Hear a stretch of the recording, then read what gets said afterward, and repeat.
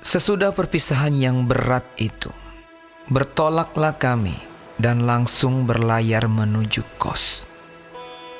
Keesokan harinya sampailah kami di Rodos dan dari situ kami ke Patara.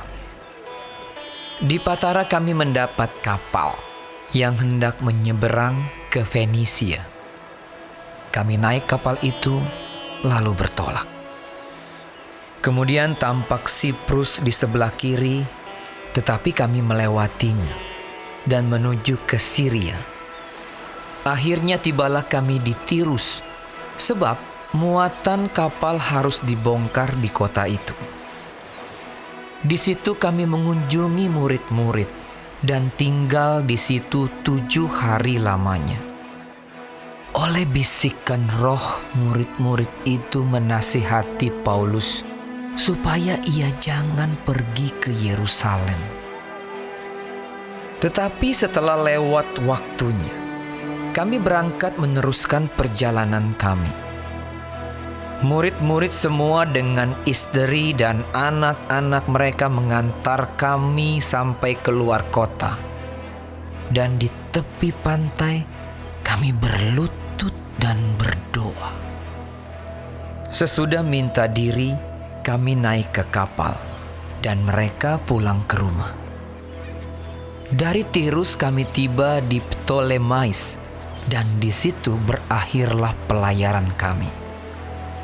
Kami memberi salam kepada saudara-saudara dan tinggal 1 hari di antara mereka. Pada keesokan harinya kami berangkat dari situ dan tiba di Kaisarea. Kami masuk ke rumah Filipus, pemberita Injil itu, yaitu satu dari ke-7 orang yang dipilih di Yerusalem, dan kami tinggal di rumahnya. Filipus mempunyai 4 anak dara yang beroleh karunia untuk bernubuat.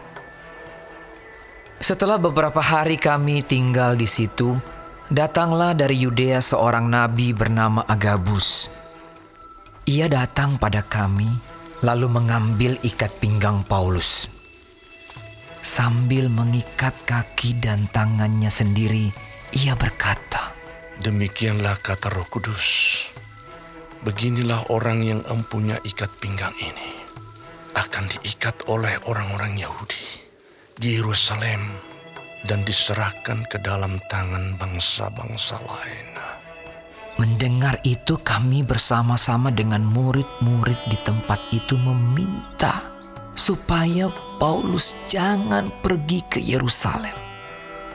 Tetapi Paulus menjawab, "Mengapa kamu menangis? Dan dengan jalan demikian mau menghancurkan hatiku? Sebab aku ini rela bukan saja untuk diikat, tetapi juga untuk mati di Yerusalem oleh karena nama Tuhan Yesus." Karena ia tidak mau menerima nasihat kami, kami menyerah dan berkata, "Jadilah kehendak Tuhan." Sesudah beberapa hari lamanya tinggal di Kaisarea, berkemaslah kami, lalu berangkat ke Yerusalem. Bersama-sama dengan kami turut juga beberapa murid dari Kaisarea. Mereka membawa kami ke rumah seorang yang bernama Manason. Ia dari Siprus dan sudah lama menjadi murid. Kami akan menumpang di rumahnya.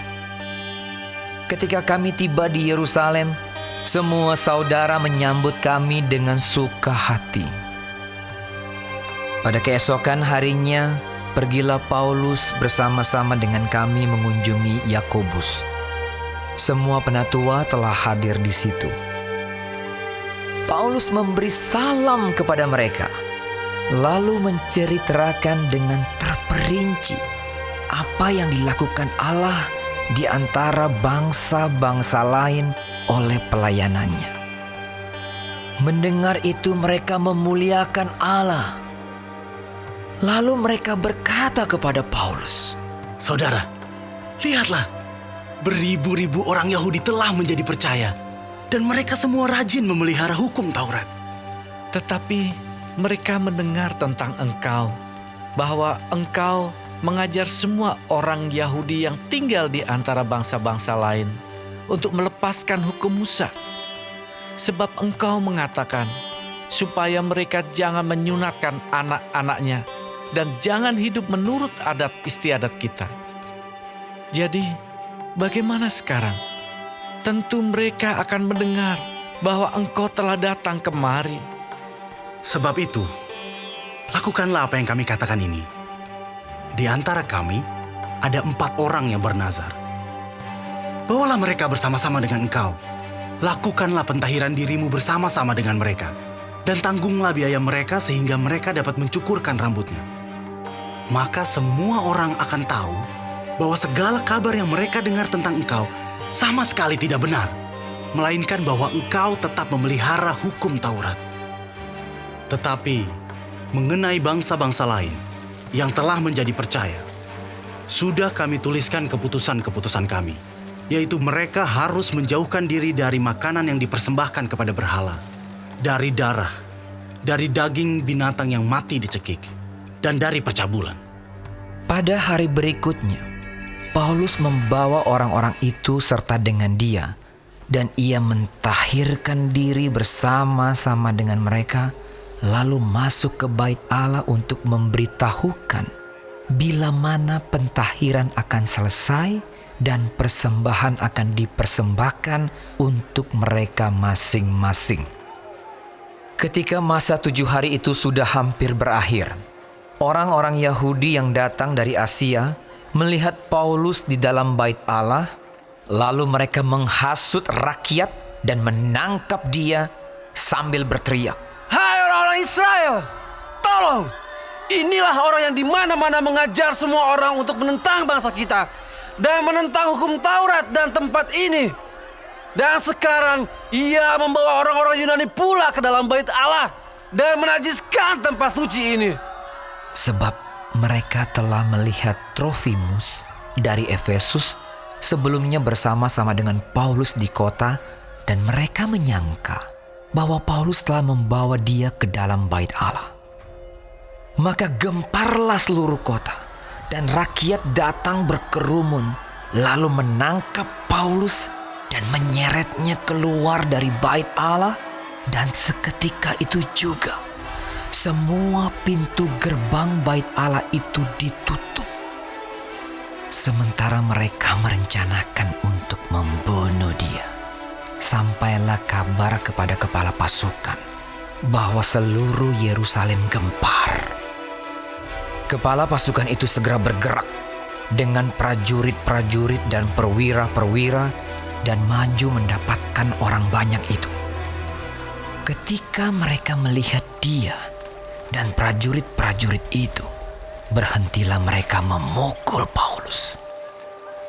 Kepala pasukan itu mendekati Paulus, menangkapnya, dan menyuruh mengikat dia dengan 2 rantai.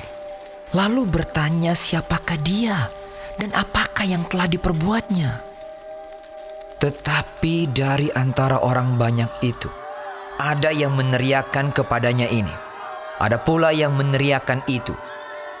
Dan oleh karena keributan itu, ia tidak dapat mengetahui apakah yang sebenarnya terjadi. Sebab itu, ia menyuruh membawa Paulus ke markas. Ketika sampai ke tangga, Paulus terpaksa didukung prajurit-prajurit karena berdesak-desaknya orang banyak yang berbondong-bondong mengikuti dia sambil berteriak, Enyahkanlah dia! Ketika Paulus hendak dibawa masuk ke markas, ia berkata kepada kepala pasukan itu, Bolehkah aku mengatakan sesuatu kepadamu? Jawabnya, Tahukah engkau bahasa Yunani?